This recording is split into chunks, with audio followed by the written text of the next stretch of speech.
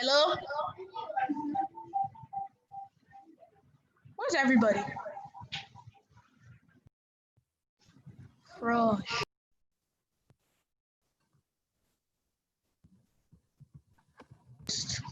Oh, thank you.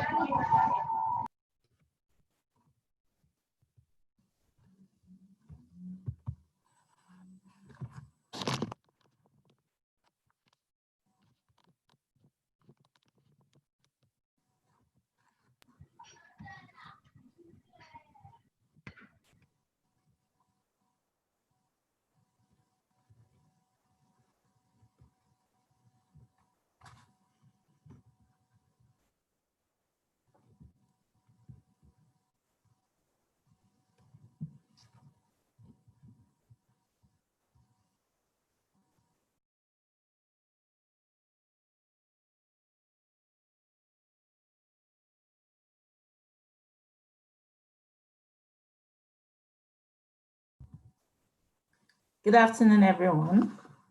Welcome. My name is Dr. Itura Membolu. I'm a director at TechQuest STEM Academy. Before I continue, I would like to let you know that this session is being recorded and it is being streamed on our YouTube channel. Okay. So TechQuest STEM Academy is a non-profit organization that provides education technology resources, tools, and content for the delivery of STEM, science, technology, engineering, and maths, digital literacy, and ICT programs and trainings. So at TechQuest, we believe that digital literacy, STEM skills, and understanding of career pathways are essential for equipping people to participate and compete in the digital economy. So today, we'd like to welcome you to the 7th session of our TechQuest webinar series with Anyedi Udobong, who will be taking you through growing your technology career thoughtfully and intentionally. Anyedi Udobong is the Program Manager, Development Ecosystem of Sub-Saharan Africa, Google, and a TechQuest mentor. He's an IT professional, open source advocate, aspiring product manager, and machine learning enthusiast. He has over 15 years practical experience working with startups in human resources around computer-based testing, media around online publishing, news publishing, finance on mobile money, and education and logistics industry. So join me today as I welcome Anyedi Udobong. Anyedi, you are very welcome. Thank you for joining us today. Hi, everyone. Thank you for having me on this webinar. I've already been introduced, and I might introduce myself later on during the webinar. So I'm just going to jump quickly into my presentation. I hope this goes right. I'm not a Zoom expert. So can I share my screen right now? Yes, you may.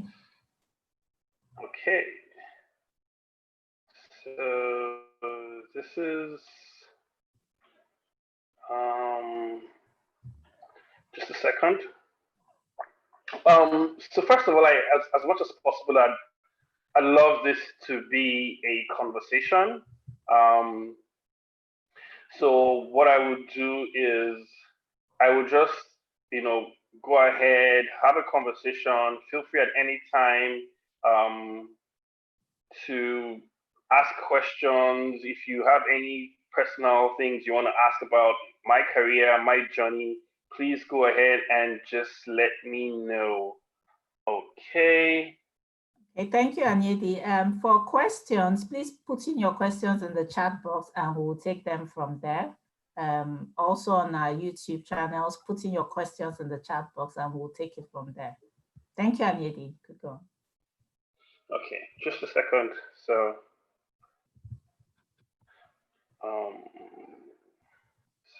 just having a privacy issue here with sharing my screen. Let me know if you can see my screen now. Okay, this is the one I want to share. Yes, we can see your screen. Okay, good. Presented. and everything looking good. Yes, so let's dive right in.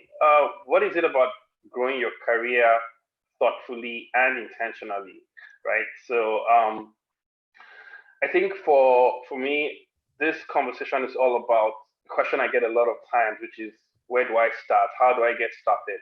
And how do I get started might apply to you if this is your first foray in technology. You've heard a lot about information technology, ICT, computers, and programming or software.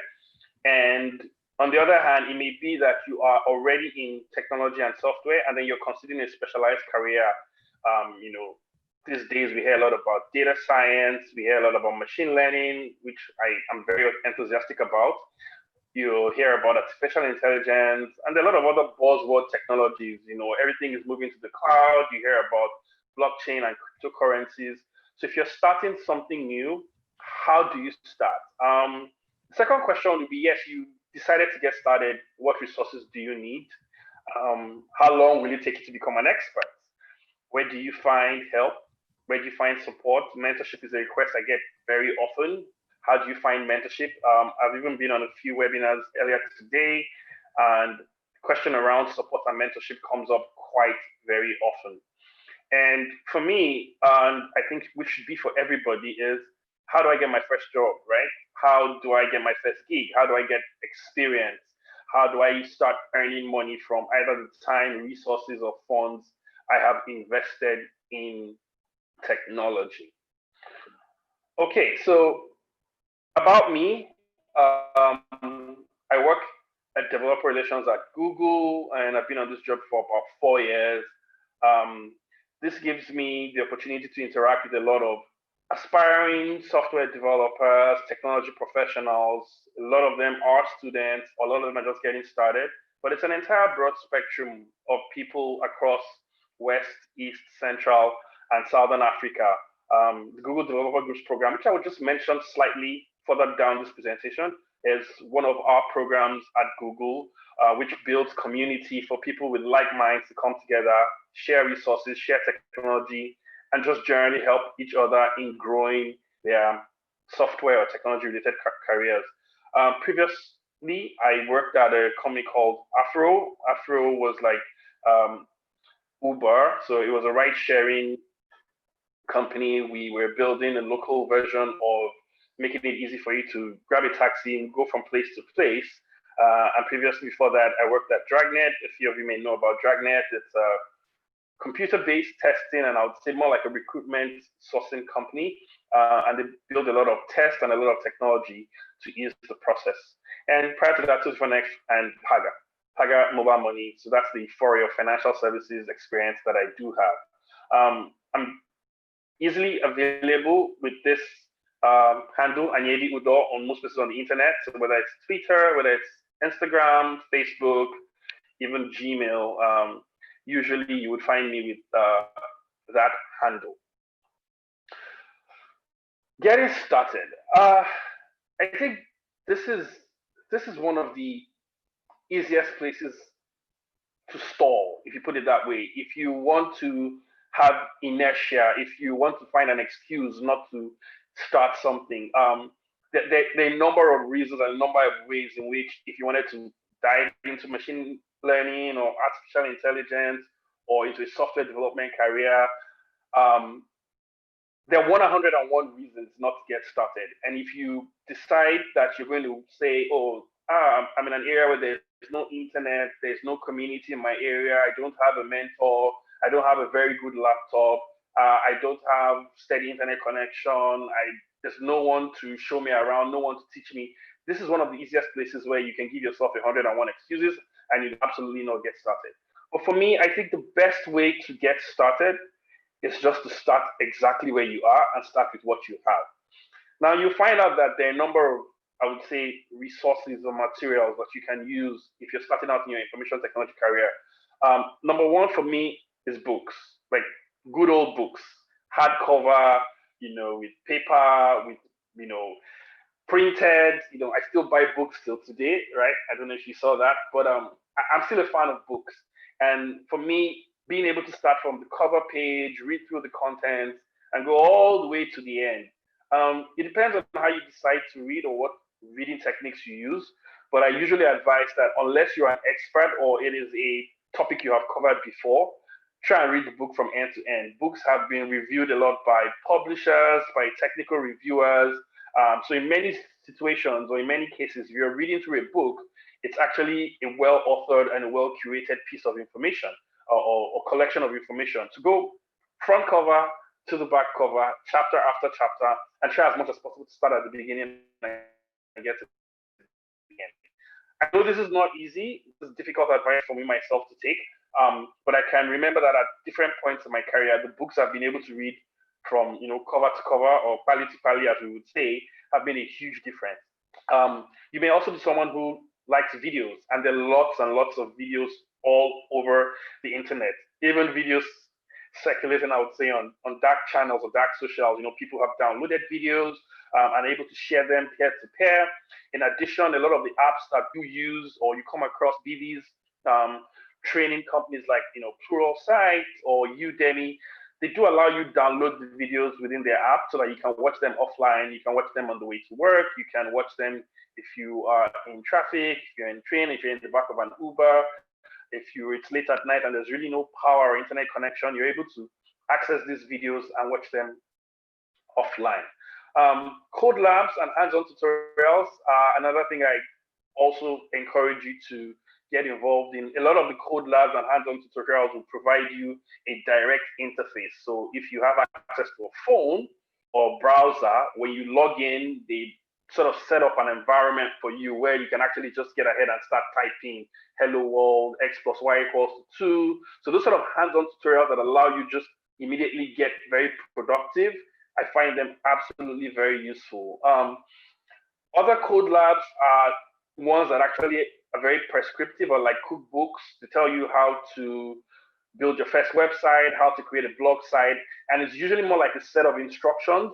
So you go to the code lab and they will clearly tell you what the objective of the code lab is, what you'll be building at the end of this, what you're going to come up with, and then you can start from step 1 to step 2, step 3, and you go on and you build on a blog, or you build on a basic e-commerce site, or you build a small invoicing application, or a small chat or friendly chat, social network, so to speak. And it's usually just a very easy step-by-step guide. Some of these code labs, you can start and work on them with absolutely no experience. But if this is your first time, you can jump into a platform like maybe Codecademy or DataCamp. And just as you log in, even one of the first things they show you on the screen is a place where you can actually just start typing things. And then from there, you can go on to, do more advanced things. And then as you go along the line, they introduce concepts or ideas or slightly more difficult problems. Somewhere along the line, you may also encounter things like quizzes or summaries, and oftentimes they would also link you to more information that you can use to improve your knowledge. And then finally, there's things like boot camps. Pre-COVID, a lot of these boot camps and I would say schools were offline, so you could sign up for a weekend course that spans 12 weeks, 3 months, 1 year. Some institutions provide you things like even a laptop to get started. It might be some sort of schooling where they expect you to do this full time, Monday to Friday, and then you're coming in every day. You have the benefit probably of like an instructor or a set of instructors teaching different topics, and it's usually a bit more intensive. Yeah, very much like school. There are also online boot camps, and a lot of variations of them. Some of them are pretty hectic. I've tried a few of these boot camps before. Some of them are even run out of maybe San Francisco or London, and it's a full day. So it is 9 a.m. to 4 p.m. or 5 p.m. San Francisco time. So if you're in Nigeria or you're in Africa, that may be 4 p.m. or 5 p.m. and you're expected to spend 4 or 5 hours logged in, doing assignments, doing classes, real time. So there are online boot camps. The boot camps are usually a bit pricey. And unless you've got a scholarship or some benefit, it may be difficult to get involved with the bootcamp. But like I said, with each of these options, whichever one works best for you, or whichever one gives you the least amount of friction to get started, what you should avoid is getting into the excuse mode or giving yourself a very good reason. Oh, I tried to buy the book, it's on Amazon, I can't get it. Or I wanted to download the videos, but my internet connection is not great. I tried the code labs, I couldn't really access it. I didn't understand, there was nobody there to support me. Or I bootcamp, have the money. I want to do a GoFundMe for people to support me to go to this excellent or the best, school or bootcamp all over the world. So you will find enough excuses not to do something, but I strongly advise that you honestly do find a way to take one of these parts or any of the other parts that you may come across to just start where you are and start with what you have. Drinking from a fire hose, and this is very important. I don't think we really have fire hoses in Nigeria, and so this analogy may not be the best analogy. But one thing that you might find difficult when you get started as a beginner is there is so much information out there. Like, especially if you have access to the internet, if you go for things like meetups, if you meet people. There was a time in my life I had a flash drive that was 64 gigabytes and had over 100 PDFs, and about half of the 64 gigabytes, maybe about 20 or 25, 30 gig was full of video tutorials from then. It was lynda.com before they got acquired by LinkedIn. And then there was, plural sites, RIP videos, like I said, this sort of dark social videos. It's a very easy mistake to make, to try to soak everything at the same time, to try and attend all the online classes. And I say this with a bit of a disclaimer as well, because right now we're in sort of like, webinar hell. Every single day there's 3, 4, 5, 6, 7, 8, 9, 10 webinars, and sometimes you're guilt tripped into trying to attend all the webinars and learn all the lectures, the ones for beginners, the ones that are panel discussions, the ones that are for advanced people. And then you have your tutorials, and then you signed up for some scholarship program, and then there's another sort of maybe internship program that's going on Slack, and you're just everywhere taking everything. I think for me, this is probably the biggest mistake that you can make if you're trying to get started. So what do I advise that you do? You need to sort of, so this is, first of all, I think at the beginning, when I say the beginning, I mean like the early beginning, the first time you're getting started, it may be advisable to hear a lot of opinions, to explore a lot of materials, to listen to different aspects of, oh, I'm taking a software career, I'm taking an information technology option. So should I do backend or front end? Should I do HTML? Should I go straight into DevOps? Or should I do user experience or UI, user interface? Should I do design?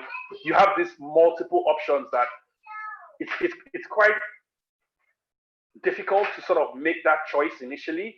So very, very early in your development, in your career, it may be nice to sort of explore these options. But you need to very, very, very quickly narrow your options and narrow the sort of material and resources you're consulting. In the previous slide, I talked about books, videos, code labs, hands-on tutorials, bootcamps. I would say one at a time. And it's not just one option of books and read all the books in the world. Oftentimes, you just need to read one book.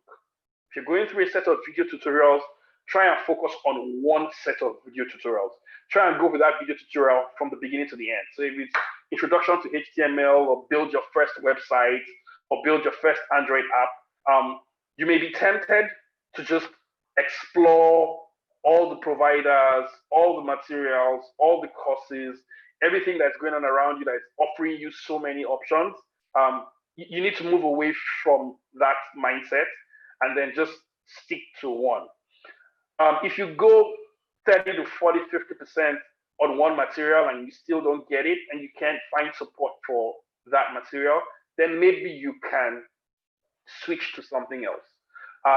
But for the serious, I would say serious-minded professional that where you really, really want to take this as a career or a career option, a career switch option, you need to cut out a lot of the noise, make a tough decision to stick to one platform, one roadmap, one path, and try and follow that path down to its logical, I would say, conclusion, to the point where you reach a significant milestone.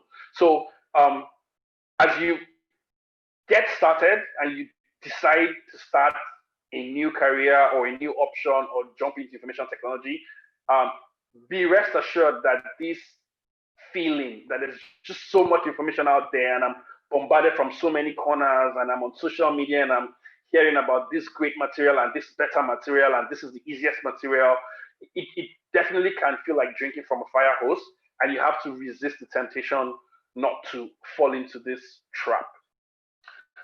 Tara, how are we doing? Do we have any questions? Is everyone catching up with me? Any special things you want me to say, or I can go ahead?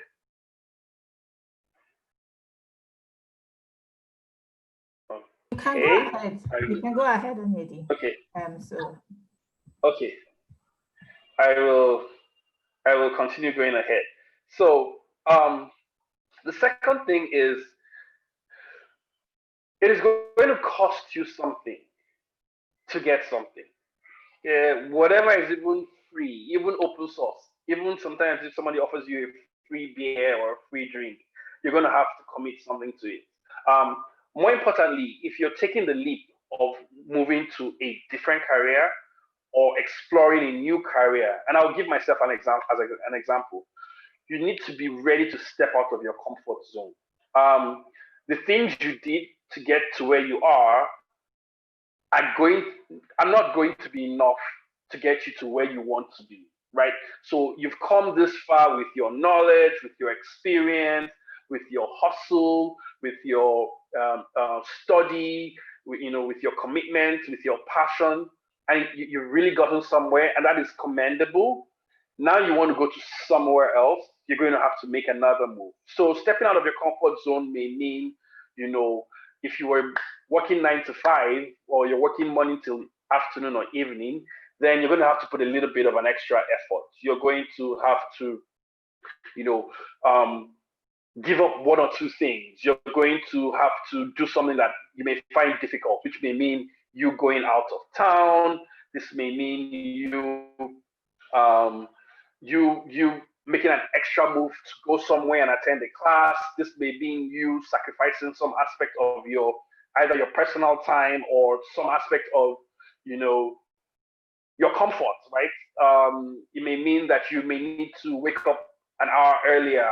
I'm not saying you should deprive yourself of sleep, but you may not be able to just do things the normal way you do things and expect that you would launch a new career or you would learn this new information technology or software development thing, or you will catch up on AI and artificial intelligence and machine learning or data science by just doing the things you normally do.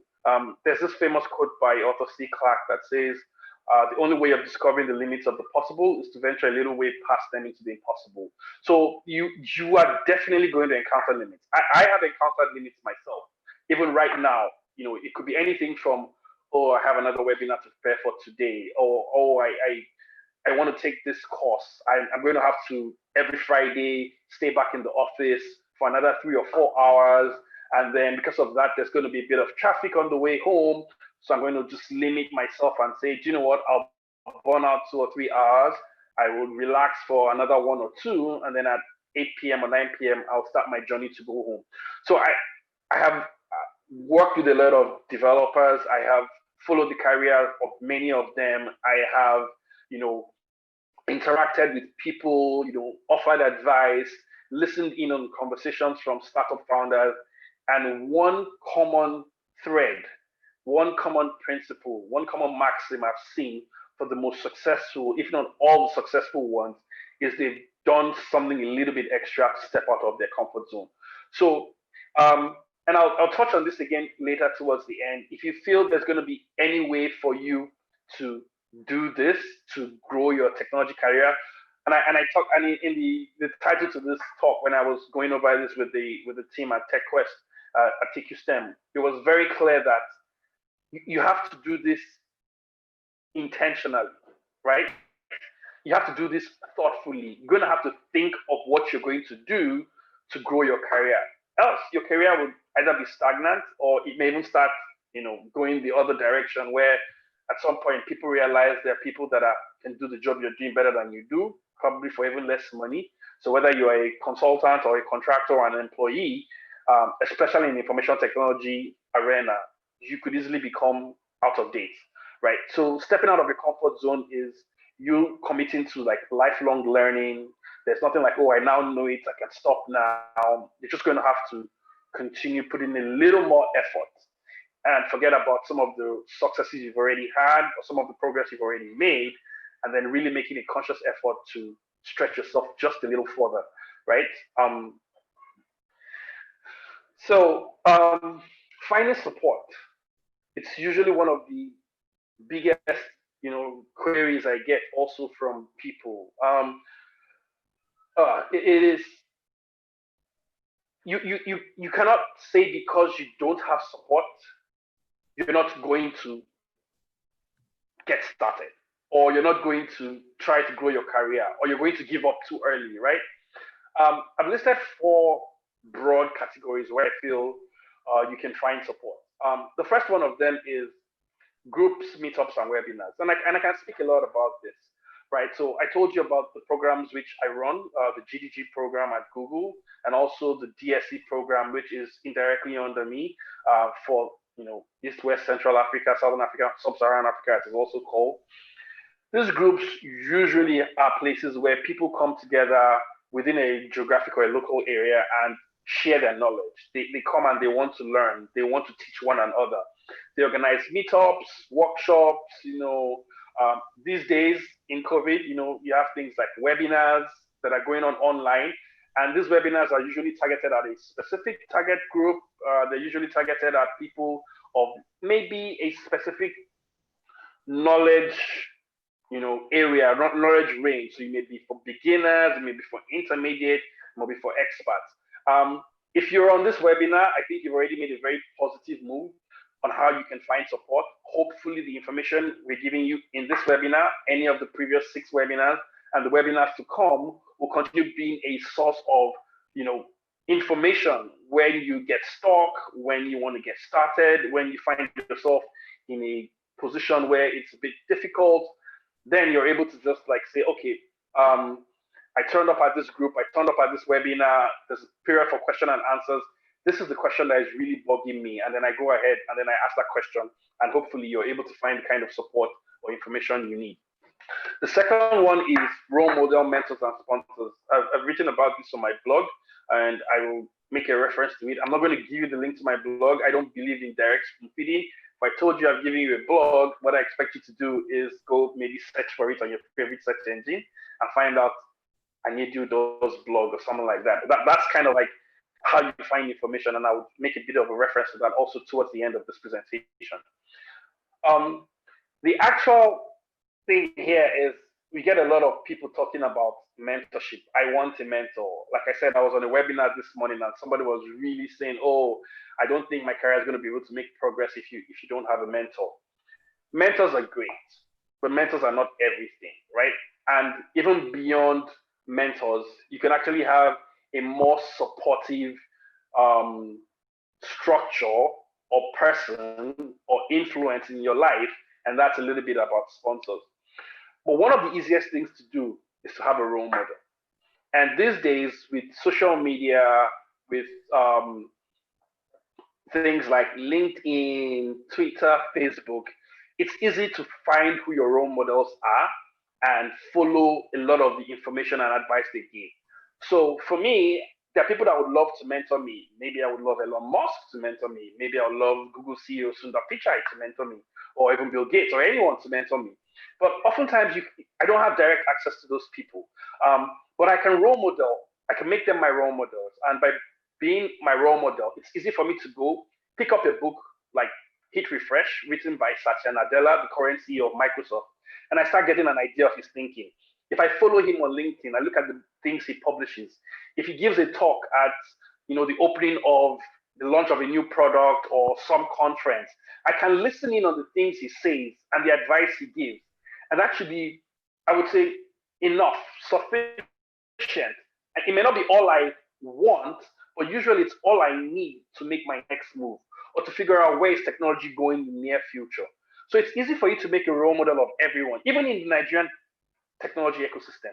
You can look up to people, and I don't just necessarily want to mention any names here, and I'm not going to mention my name as well, but you can role model people. And if you follow them on their social media, 80 to 90% of them are talking about the books they read, the articles they read, maybe the courses they are taking, things they're recommending. I know a lot of us follow role models for things like giveaways, but giveaways are not everything. But if they do come with giveaways like free courses, free access to some information, or these role models are going to be on a specific webinar, they're going to speak about a specific topic, it's okay to just go to that webinar and listen to what they have to say. You don't necessarily have to have a one-on-one relationship with me or somebody else and say, I want you to mentor me. I want you to look at everything I'm doing, what I am saying, how I'm planning to go about it, what I did, and come back and give me feedback or tell me what to do. So that's one aspect of finding support. Great if you can find a mentor. And usually, even the mentors are on the lookout for people that they can support. They have a limited bandwidth, but they're looking for people that they can support. But you need to have done your work before you come to a mentor. If people come to me specifically and ask me questions that I am obviously sure they have not even typed into Google or Bing to get an answer, those don't look like conversations I want to have going forward. If I'm in the best of my mood, I might take my time to answer you, or I might respond, or I might just move on. But if you've done a little bit of that preliminary work, I'm more than happy to have a conversation with you. And sometimes when I look at the amount of work a potential mentee has done, I'm even the one reaching out to say, I don't mind mentoring you. So sponsors is another thing entirely. And I bring the sponsorship issue because I was at an event, I think early last year, and someone gave me a very great definition of these three. And there's other spectra or other ranges of definitions of role model, mentors, and sponsors. I tend to think of a role model as someone you do not have access to, but you can reach out to, you can follow, and you can follow their thinking and the way they work with. So you don't even talk to your role model. Mentors are people you can talk to and people that talk to you. They tell you about the things you're doing. You probably have a one-on-one relationship with them. You probably have them in your phone book contact and they have you in their phone book contact. So your mentor will talk to you, will talk to you about your moves. It's someone you can talk to and he can talk back at you and give you advice that is very specific. You may have limited access to a mentor. You may have a lot of access to a mentor, but there's a relationship that you can talk to the person and the person can talk back at you. The final one, which I said a lot of people don't even know about, is the sponsor. And this is a very big thing, even in the workplace. Who's speaking for you? There's a great article written by a friend and colleague in the ecosystem, Prosper Temuyiwa, that talks about who's speaking for you. So the difference between a mentor and a sponsor, and you should really look forward to having sponsor relationships, is a sponsor speaks about you when you're not even there. So your mentor is talking to you. You are talking to your mentor, giving you direct advice. Your sponsor is that person in the room when they say, we need a developer to build this thing. Or we need someone to fill this role. The sponsor will mention your name when you're not there. And for a sponsor to mention your name, they can vouch for you. They can literally die for you. They are very sure. They put their credentials, their credibility at stake on your name. So when everyone comes out and says, as a tech person, as a software developer, I need a mentor, it doesn't stop there. I could be working at Google, someone could be working somewhere else, someone could be a startup and say, I'm looking for a CTO, I'm looking for a very young developer with a lot of, someone with passion, someone who can do things on their own. And without you necessarily being there, I can say, this is the person I think you should reach out to. Or do you know what? Bet on me, hire this person. And then I come back to code labs and hands-on tutorials. It's an easy way to find support. Oftentimes you want to integrate a payment system and people will come to you and say, oh, I'm in technology. I want to build an e-commerce site, or I want to integrate Paystack. I want to integrate Flutterwave. Have you gone to the Paystack website to look at the hand-in-hand code lab that says, here's how to integrate this platform? Someone comes to me and says, I want to build a ride-hailing app like Uber or Taxify or Bolt, as it's called now. Have you tried to go to the Google website to figure out how do you embed Google Maps in your app. And if you do the code lab that specifically says, here is embedding a Google map in an Android app 101, the basics. Here's how to set the map, here's how to put a marker, here's how to calculate distance. That usually is the kind of support you need or you're looking for, right? So you don't need to be in Lagos or in VI or in Lekki or in Yaba, sitting across the room from one of the rockstar developers or somebody that you know to show you how to integrate Google Maps into your app. No, there are code labs and there are hands-on tutorials for that. So for those kind of code labs or cookbooks that clearly tell you, oh, how to build this kind of specific thing, why not go through it from beginning to end? And then if you have a difficulty, you look for the help files or the help tutorials there, or then you can reach out to someone and say, I tried doing this, I ran into this problem, I tried debugging it, or I tried going this other way, I still ran into this problem, now I don't know what to do. It's at that point that even anyone who's there to help you or a mentor really feels very committed and then even understands what you are trying to do, and then will be very willing to help you. And finally, if many of these things don't work for you and maybe a boot camp or an offline or an in-person school is your last resort, then you need to find one. You need to qualify for a scholarship. You need to register for one of the schools, one of these, institutions. A lot of people always want to be at a place like, in Nigeria, like in Andela. Andela's business model has changed over time. There are other places like, Semicolon Africa, Decagon, Get There. There's a lot of other places, people that are running boot camps and all that. And even here at TechQuest, there's going to be a boot camp for, data science, machine learning. And all these places are places where you can actually find support. So even not everyone has the pleasure or the luxury of being able to learn on their own, and learning on your own is really one skill you probably need in the 21st or the 22nd century or the fourth industrial revolution. You need to learn how to learn. It's tough, but if that doesn't work for you or that's not delivering the kind of results you need, feel free to sign up for a boot camp or an offline or an in-person school. I talked about what we do at Google, and I told you about the groups. So this is a depiction of things like the spread of Google developer groups all over the world.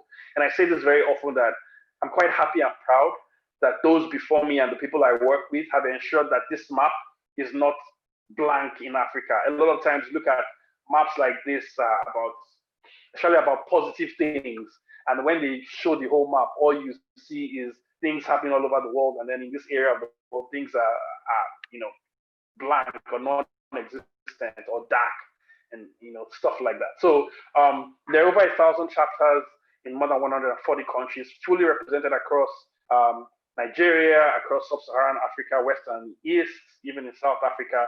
So I encourage you to find a group or a meetup like this. If you're here in Nigeria or anywhere else in the world watching this, find groups like this and then connect. It's easy to find support. It's easy to find recommendations. It's easy to find a way to get started. It's even possible you could find a mentor there. That could be the place where you go and show people what you're capable of doing, what you've done before. And then from there, they're encouraged to work with you to do a little more and more. We'll soon be getting to the end of this. It's pretty straightforward. Just a second. So I guess would you like to take some questions? Do we have anything? Sure, yes, please go ahead. Yes. So we have Bakari piece on our YouTube channel. Bakari is asking, which of the boot camps, not restricted to Nigeria in particular, would you suggest for software engineering? So that's a tough question. I'm trying as much as possible not to be completely prescriptive, like to say, go do this exact one. There are situations where I am very opinionated, very, very opinionated. I'll say, do this or do that. I would say for the better part of this webinar, I would stay away from being very prescriptive. Maybe towards the end, I might change my mind. I'm open to changing my mind. I say that a lot on social media. But for now, and there's a reason why, because there are some aspects of the slides, even though I've revealed my slides, that are ahead and I'll explain to you why I'm not being very prescriptive. But for now, I've noted your question. I'm going to take my pen and write it down so that I come to it. And is there any other question you want me to go before I go to the next one? Yes, please. We have a question from Mubarak Aminu. Mubarak is asking, around sticking to a path, either back end or front end, how do you overcome the challenge of job opening that requires both back end and front end? For example, full stack roles. Yeah, that's a very good question. And I'll make reference to a question, an answer, an opinion that I've given recently on social media, which is letting your career choose you. Sometimes it is beyond you to say I'm a front-end developer and I can only do a front-end job, right? So oftentimes if you find yourself, you want to work for a particular company, or you see a particular job application that is attractive to you, and they're asking you for skills that you may not already have. So they're asking you for full stack when you're only good at front end. Maybe you've only dabbled around with back end a little bit. One thing to be able to do is still apply for that kind of job with some level of courage, and be very honest in your application for that kind of role. Let the people on the team understand that you have experience or knowledge of front-end development, and that though backend is not your strength, it is something you can learn on the job. Now, not just that it's something you can learn on the job, you can even be there to offer and say, wouldn't it be better or stronger if we did have a specialized front-end team and a back-end team? Because I mean, these are slightly different skills, slightly different stacks, and though you do have full stack developers, if you work in mid-sized to large-sized companies, you definitely are not going to be expected to do everything from front end to back end. If you do have the breadth and the strength to the range of abilities to front end and back end, that is a tough. That's good for you, but it's usually very tough. The second aspect is I think I've dropped a few tips and tricks on this webinar of how you can try to embrace a different aspect of your knowledge or try to expand your knowledge. So if back end starts becoming like an area where, or front end, you're strong on one side, and the requirements for a job or for an opportunity, or even while you are on the job to learn a new skill, you can try and follow some of these principles, and even the ones that work for you, to pick up these things along the way. One thing you need to realize is with a lot of technology and programming languages, you don't need to know everything. I mean, it's like a language. Imagine if a child or a baby had to read the entire dictionary before saying their first word. I don't think that's how life works. I don't think any of us learn to speak any language that way. So the company may not be as lenient or as forgiving to allow you learn on the job, and that's a tough one. My second other sort of blunt question, opinion or advice would be, you might have to look for another opportunity. If an opportunity stretches you too far in an area where you're not very strong, unless it's really a job to die for, like arm-robber salary, plenty things, but you may feel frustrated and you might really find it difficult just trying to struggle to stay on that job. Try and be as broad as possible in looking for your opportunities. And sometimes you may have to take a bit of a hit or a pay cut in chasing the opportunity that sort of like works best for you, such that you can grow and not sort of spread yourself too thin. I think spreading yourself too thin, very much like drinking from a fire hose, may not be very good for you in your career in the long term. So it's a good question. Try and wiggle your way out of it. Try and find another opportunity. But I would strongly not advise you to spread yourself too thin if you honestly and truly know it is extremely difficult for you to do that much at once. Okay, we have another question. I hope that. Yeah. Sure. Okay. This question is from Kenneth Awam. Kenneth is currently undergoing the front-end developer course on Free Code Camp. How does he prepare for the job market, especially as a Nigerian? That's an excellent question. I will pause that question because I think it has some connection to some of the things I'm going to say at the end. It was right there in my objectives, if I'm not mistaken. I talked about where do I start? What resources do I need? How long will it take to become an expert? Where do I find help support? And how do I get my first job? So just a gentle reminder of what the objectives are, and I hope I can cover all of this in the next 10 to 15 minutes. Okay. So one more question before you go on. We have one Question from will Lanre Oladejo from our YouTube channel. It says we need more product-focused meetups locally. The majority of them are meetups are focused on development ecosystems. So what do you have to say to that? Yes. So there's a famous quote that I have been sharing of recent, which is, it is easy to get into the situation of saying we need the ecosystem or the community to do this, right? And I've been quoted a lot of times as saying, especially from the Open Source Festival, that there's a situation where you say nobody did it because everybody thought somebody would do what anybody could have done.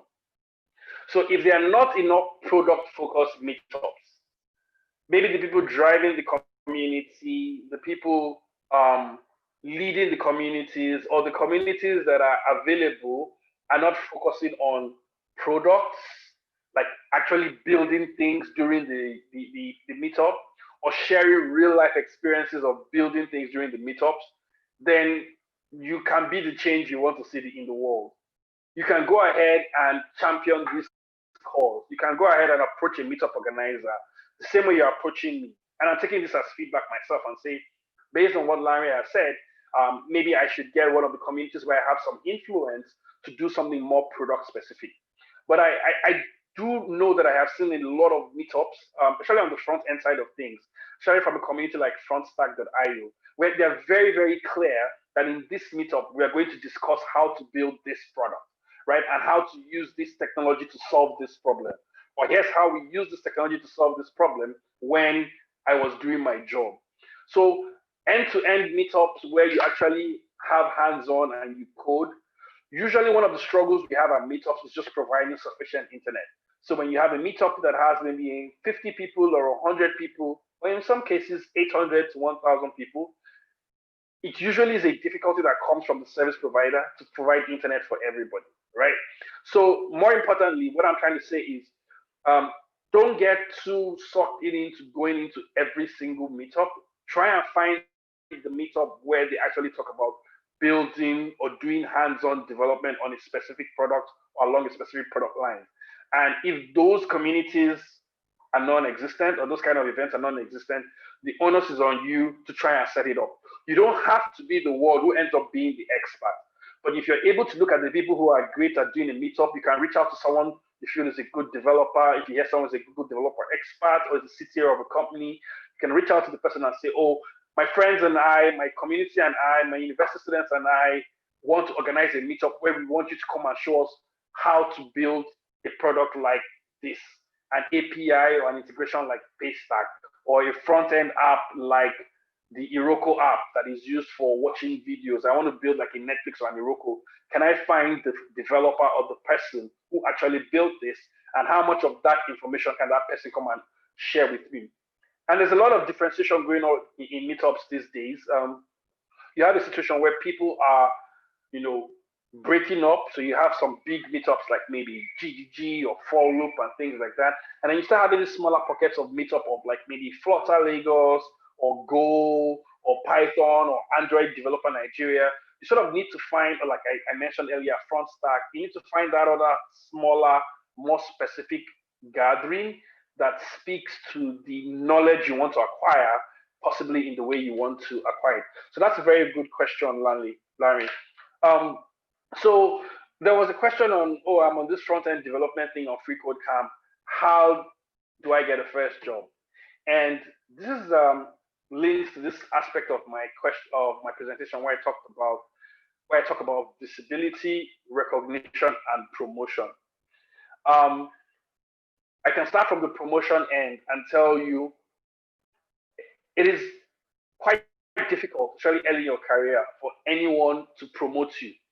You're going to have to be your own loudspeaker. You're going to have to be the one to promote yourself. You're going to have to want to say, here's what I did. And I'll give you a classic example. Some of you may be on this webinar, some of the WhatsApp groups I have been to of recently, or one of the WhatsApp groups I participate in recently.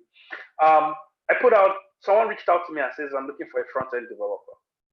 And I need to see the person's portfolio. And I'm like, okay, let me reach out to a few people and ask for a few things. And there's a developer that I don't know him personally. I think we follow each other on Twitter. I hope he follows me, Olaolu. And I know Olaolu's website as olaolu.dev. And I looked at that website, and that website is just excellent. You know, he's a front-end developer, and I hear he now works at, you know, Shopify or Spotify or one of these companies. But if you go to olaolu.dev, you can judge the quality of Olaolu's front-end skills. He's built a portfolio website where a lot of the technologies he has learned, a lot of the, I would say, effigy, his use of colors, of typography, he's put that whole thing into one website and put it out there. A lot of people have done that. The Google developer expert like Ire has a website called Ire, I think at ire@derinoku.com, where she says, hi, my name is Ire, and this is what I have built. And in that thing, you see things around animation, some motion, some colors, some, you know, just general layout of quality of the website, the way the pictures are aligned, some of the background graphics, and that is it. So if you're going something like a front-end job, for me, when I was even putting out the job broadcast to other people, what I said was, when you are sending me don't even send me a resume, just send me your portfolio website.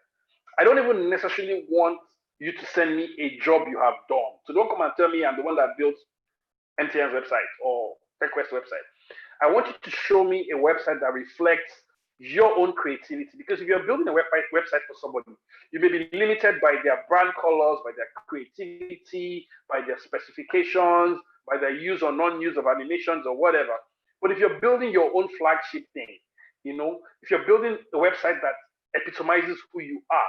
So as a front-end developer, at every stage in your growing career, this is one thing you should be able to show, right?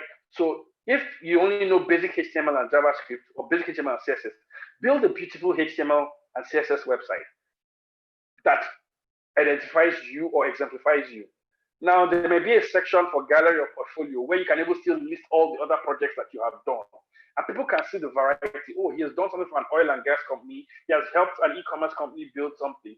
But all I wanted, and all the person who was requesting for opportunities, who wanted to hire a front-end developer, was one line: your website, so-person.github.io, this person.netlify.app. And then a lot of all these free services, if you're building with Gatsby or Firebase or Netlify or GitHub pages, you can actually host and build a website for free. So when it comes to visibility, recognition, and promotion, it is very important that you put a stamp on what you're doing. And I think it's really important that you do this at any or every stage of your career, especially if you're looking for an opportunity, right?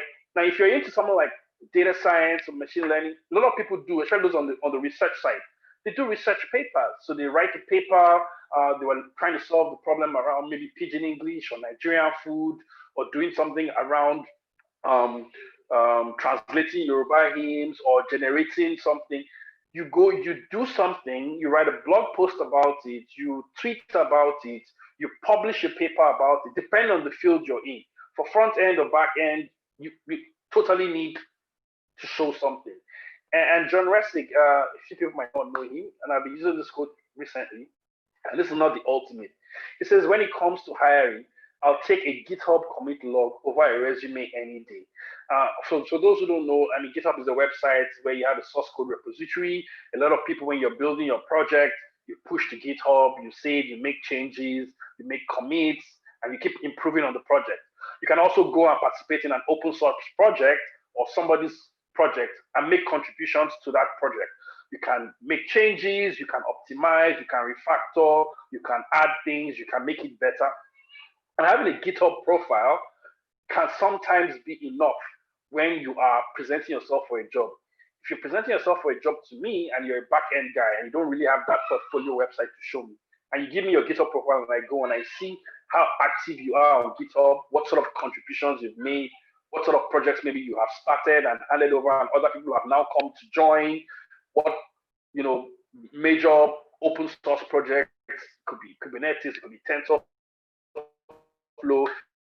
could be Laravel, could be Angular, it could be anything that you're a committed contributor to, or you build things like a theme for Visual Studio Code, maybe a dark theme or a color scheme or whatever it is, or a WordPress template, and you've hosted it there.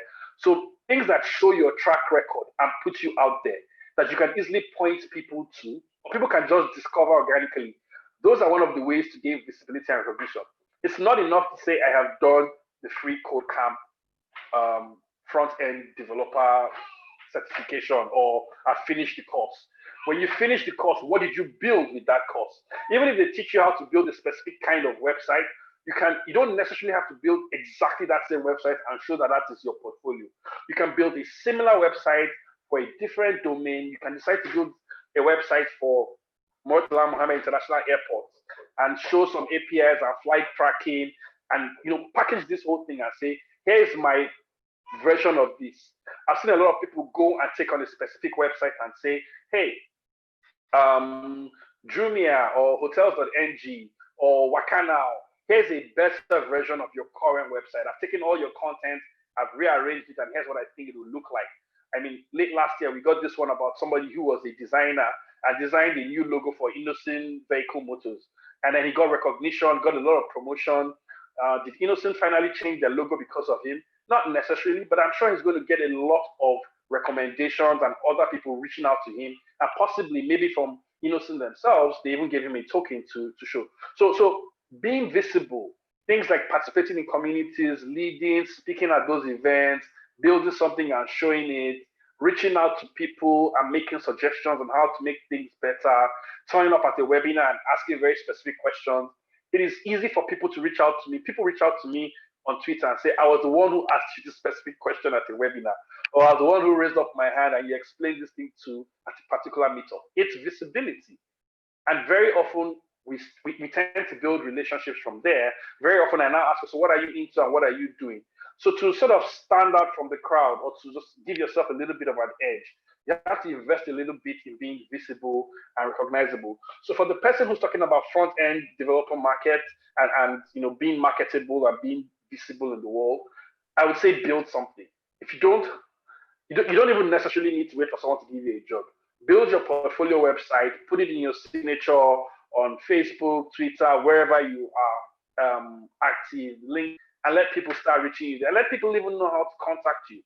If you get to olalu.dev or Erase website, there's a very clear call out. Contact me, reach out to me. Here's how you can find me. And you'll be very shocked how many people will offer you opportunities. For those who think of things like remote jobs, this also happens a lot. If you're pitching for a remote job, whether you're on Fiverr or Upwork or TopTal, first of all, it's great to find people who are also in Nigeria, who are on those platforms. There have been lots of webinars and the continuous webinars about how to get a remote job from Nigeria or from this. There's a webinar I did, I think, about 2 or 3 weeks ago about for Android developers, are their job. There's so many opportunities, but you have to come with something that shows this is your capability. And this is what I mean about being thoughtful and intentional about growing your career. Thank you, Amedi. And before you go on, we have a feedback form so that it could help us improve our webinars. The link, you can find them in the chat box. So please fill them while we go on as we round up towards the end of the program. So Anidi, but although we have a question or two. Okay, I'm going to offer, so here's why I said I was not going to be opinionated about which bootcamp or which resource or which thing. We've been sharing those things forever and we will continue to share them. So today I want to be contrarian. What are the helpful resources that you need to get to the next level, to get started programming, to choose a new career, to do something amazing? For me, there's three here. In fact, there are a couple more, but I will summarize with these three. A lot of those resources we normally talk about are external resources. Go to google.com, go to Pluralsight, go to Udemy, go to this, go to that. Those ones are there. They will always be there. And you can easily find them. Today, I even found out about a resource called, I think, roadmap.sh. And I was on a webinar when I found this out. And I was like, no, I'm not going to add it to my slides. I might mention it during the webinar. But roadmap.sh shows you some of the roadmaps and has it's curated a lot of information from all over, the internet. If you want to be a front-end developer, you want to go into data science, follow this path, and there's some nice graphs and mind maps and a lot of prescriptions about what you can learn, what you should learn next, and all that. But for me, let's focus on the internal resources that you need. The first thing is you need a change of attitude. You need an attitude where you don't want to be spoon-fed. You actually decide you want to grow. You actually say you have a can-do spirit. So it's an internal thing. I give you all the resources and all the books, and I have bought 2 fantastic books that I have not read on machine learning, and it's an attitude problem. It's an attitude situation. Let me not call it a problem, right? So the attitude to which you approach this your growth. How do you want to learn? What do you expect? What are you entitled to? What do you feel that somebody must teach you? What do you feel that this is the reason why you're going to give up? If you don't have the right attitude, no matter the number of resources, subscriptions, scholarships, data camps, data subscriptions that we give you, it's not going to help you. The other helpful resource you need is a mindset that is open to learning, a mindset that is open to sacrifice, a mindset that is open to stepping out of your comfort zone, a mindset that is not entitled, where you don't feel that I or TechQuest or Google or Microsoft or the federal government or your state government owes you a career. You have to have a mindset that says, I want to succeed. I want to own my own learning. I want to push. When I get stuck, I want to be able to go find something. Like before I ask my mentor or my role model or the webinar organizer about this, I want to search. I want to Google it and find an answer and try that answer. Honestly, if you don't have that mindset of being curious, of being innovative, of finding answers, of saying, we die here, I go do this thing, we die. I'm not very sure that there are many resources like that, because the truth is, as much as we glorify software development, it's not easy. It's not a walk in the park, right? I was on a webinar about 2 or 3 weeks ago with Robert John, who is a machine learning GDE, and he just broke my heart and said it takes you 3 years to be a beginner in machine learning. I'm like, 3 years to be a beginner. But the truth is, if you feel that someone can spoon feed you or teach you something in 21 days or 24 hours, learn C# in 24 hours or something. If you come with that mindset, there's no external resource or how-to or cookbook tutorial that can point you to that would help you. And the third one, which is, I think all these are sort of connected, whether I call it grit or determination or whatever, these are internal resources, internal attitudes within you that you actually need to progress. You have to have this even an attitude of gratitude. Like if someone helps you, reach out, thank the person, it creates a relationship between you and the person. Having a mindset of being very open to learn new things, don't be stuck in your ways. Grit to say, I'm going to try this thing, I'm going to do it, even when my spirit is low or I'm tired or I just can't take it anymore. I mean, right now, honestly, there's a lot happening in the world right now, in Nigeria, and I have to recognize all the things around, gender-based violence, racial injustice, there's a COVID pandemic. So it will take you some serious grit, some, tough people last, to actually achieve anything in this time. So definitely, if you go to Google, go to Wikipedia to learn about something, follow the links, use the usual suspects, Udemy, Coursera, MOOCs, join webinars and all that. Those are all useful resources. But have the right attitude, have the right mindset, and then show some grit in what you're doing so that you don't just give up immediately. And back to some of the things I said earlier on the beginning, we all have that feeling where there's so much information and things are just coming at you. You're going to have to build your own way of narrowing down the amount of information you're paying attention to so that you try as much as possible to go further down that path and you will be able to encounter some success. So those are my helpful resources. So for the question around which specific bootcamp and all the other questions I think we can take for the next, I know we are out of the official 1 hour time, but I think we can do another 5 to 10 minutes taking questions. I can try to be a bit prescriptive now, but I really needed you to understand that there's no amount of resources or links or websites or specific books I will recommend for you. If you don't come with the right attitude, mindset, and some sort of grit in your heart, some grit, those resources will not help you. Trust me, I have those resources. When I don't come with these 3 things, I'm still in the same position I am right now. So thank you very much, and I'm going to take your question. Thank you very much, Anyedi. That was very insightful. We have some questions. We have one from Ezine.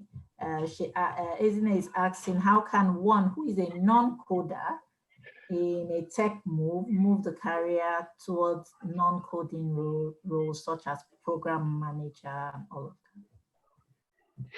Beautiful question. The first thing you need to do is figure out what careers in tech are non-coding careers.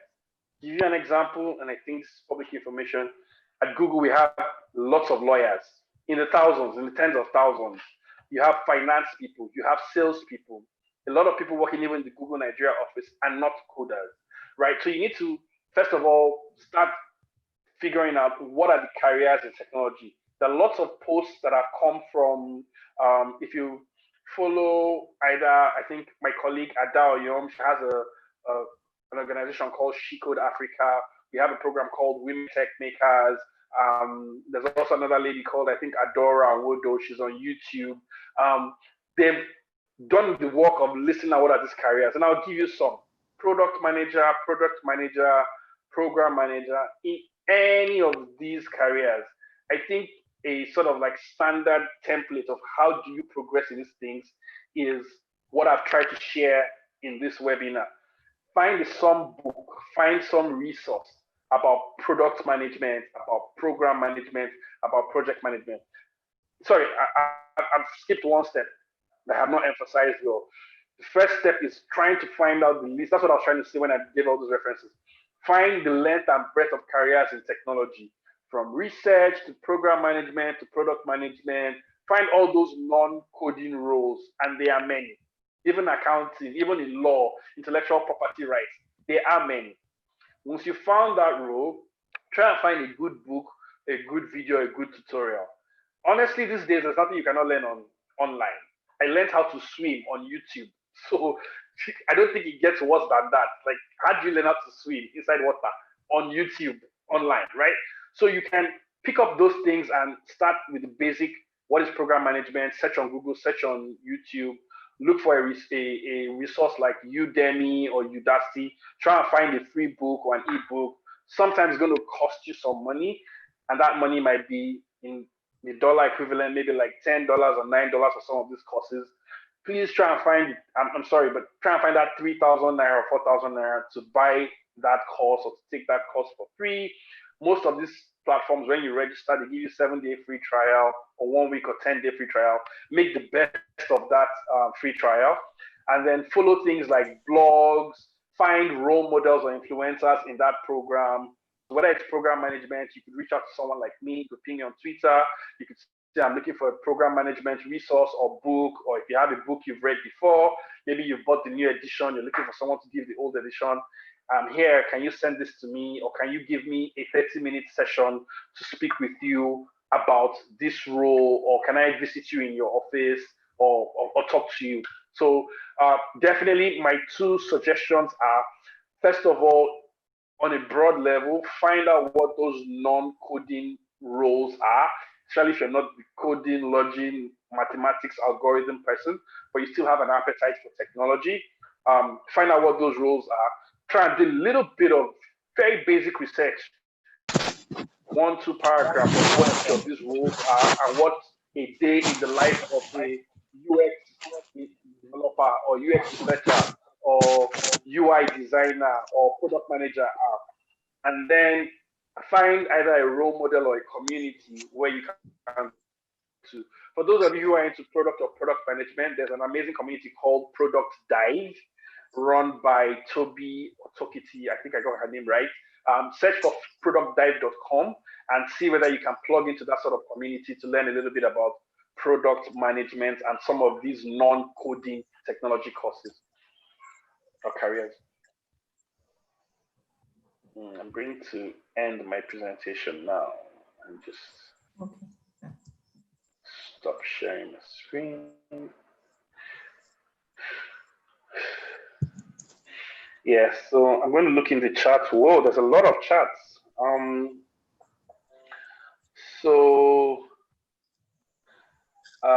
I think I can go ahead and take some of the questions that I'm seeing here. Someone just put a question that says, there's a myth that only smart people can dive into the field of IT. What do you think? Completely wrong. Completely wrong. Even if it's the hardcore programming. We're not all that smart. Some of us are, some people are sort of like genius smart, but a lot of the things to do with programming and technology is all about logic. And trust me, every single day in your life, you are making logical decisions. Like, if it's hot, what should I wear? If it looks like it's going to rain, what should I do? If rain falls in this area, should I get a house there? So there's a lot of logic in problem solving and in technology. And thank God I got this opportunity. A problem solving mindset is more important than technology, because technology is, the math, the coding and things like that. But just being able to think of and figure out solutions to problems. I feel a bit cliche when I say things like problem solving mindset, but in all honesty, that is what is really, really required. You need to learn how to solve problems, or you need to continuously bring your and many of you are doing this in the kitchen, in the workplace, in your homes, in your rooms, in at social gatherings or meetings. You are actually solving problems. If you can bring that mindset to technology or into whatever field you're doing, where technology is just an enabler, I think the myth that only smart people dive into the field of IT is absolutely wrong. They may have an advantage, but you don't need to be completely super genius smart to be in IT. So I'll jump at that question of boot camps and online. In Nigeria, check out Semicolon, check out Decagon. I'm not sure what version Adela is running their boot camp right now. Nationally, there is Lambda School, which is kind of like quite well known. There is, how can I forget this guy? There's a company that comes to mind that has just slipped my mind. If I remember them, I'll get back to you. It's Hack Remote or Hacker. How could I forget about this guy? If I remember it, I'll come to you. I know they have this 16-week boot camp in San Francisco that is really, really, really very good. But you can check out, I think Lambda School is pretty good. I think there was a school I once checked out, block.io. There was also a time I checked out a company called, I think, the Firehose Project. And it's difficult to say which one is the best. And like I said, sometimes you have to just sort of do the work.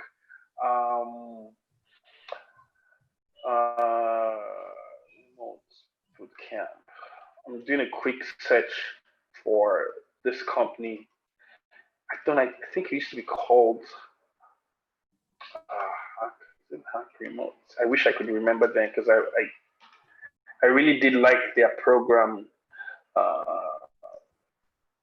But yeah, I think one of the popular ones that has come and sort of like very well, Hack Reactor. That was it.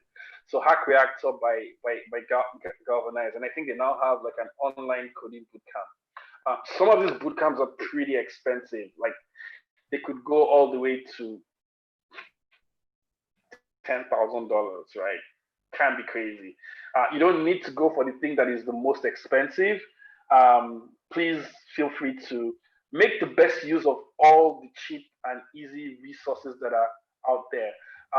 The other resource I'm just putting it in the chat, was I found out about this morning, and it linked to a number of the things I have recommended or have been curated before. So I think it's roadmap.sh. You can check that out. But don't go. It's everything there for Sokoto, there for Shokoto. I definitely been very interested in the boot camps that TechQuest is running. You've even had the opportunity to interact with their mentors, webinar facilitators, and for things like the data science and the machine learning boot camps, you can already see the quality of people who are going to be involved. So very easy for me to give top recommendations for that.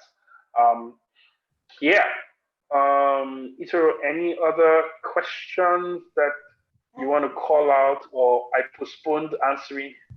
Okay, so what we could do is that we usually take questions. If they have questions, they could leave it in the chat box, and those that haven't been addressed will be put up on the question and answer section of our website blog on Monday. So please feel free to still drop your questions.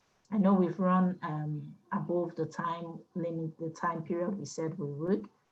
So we apologize for that. And thank you very much, Anyedi, for being part of facilitating this session today. It has really, really been insightful, and I'm sure we've all learned a lot from it. Thank you very much. All right, thank you very much. I hope this was helpful. I will make some changes to my slides and just generally share them with the team at TechQuest. And then I will compile a couple of resources and add one extra slide after the thank you for some suggestions on how to get started and some free resources. Thank you very much, Itoro. Thank you, Team TechQuest. And thank you everyone who was able to tune into this webinar. And if you're going to be watching this after the event, so you're going to be watching a recap or watching on YouTube, make sure you subscribe to TechQuest webinar so that you keep getting notifications about upcoming webinars. Thank you, everyone. Thank you. Thank you, Anyedi. Thank you very much. And thank you, everyone, for joining us today. To get more information about our upcoming webinars and programs, please follow us on social media or visit our website at tqstem.org. So thank you very much. Have a wonderful day.